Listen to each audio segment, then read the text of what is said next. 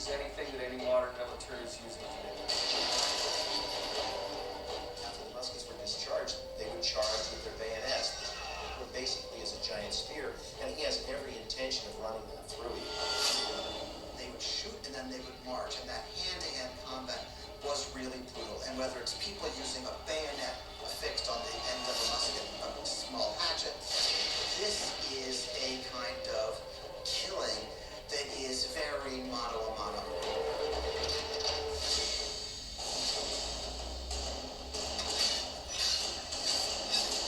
All the animations, all the weapons are brand new. It was interesting to start on a new style of fighting that is much more close and aggressive. Connor's favorite weapon is the tomahawk, obviously super deadly in hand-to-hand combat. Also the bow and arrow. It fits with his native heritage and it's lethal. The road dart, it's a real accurate Chinese tool that we found references for that period as well. You can use it from the ground, so you can bring the enemy towards him. It gives him the ability, for example, on the tree to hang someone from above.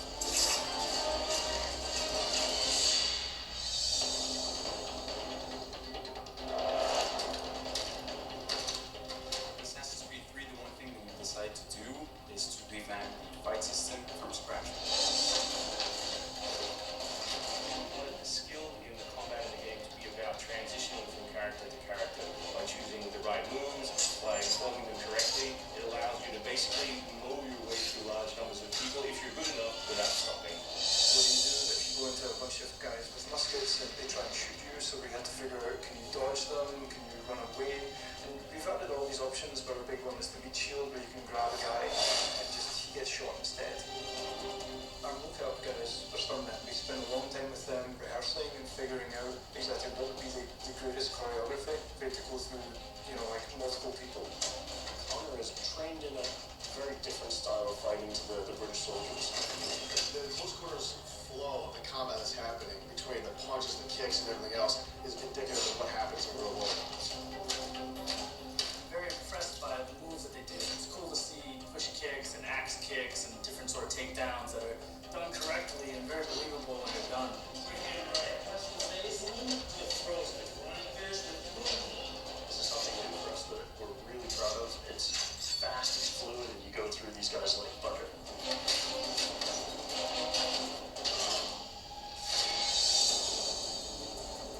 Connor is essentially the first guerrilla fighter. He's someone whose goal is always to move behind enemy lines, to pick up his target, and to escape.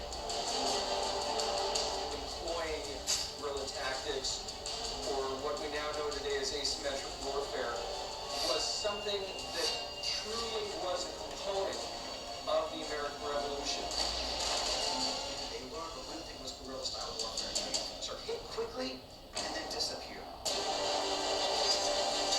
American tactics were really frowned upon by the British because the Americans did adapt the tactics that were used by the Native Americans from the French and Indian War. First big battle, Lexington and Concord, takes place on a New England town green, and as the soldiers march back to Boston, they're marching along a dirt road lined by stone. It's not the most effective strategy to wear your bright red coat and march through the woods while some farmers try to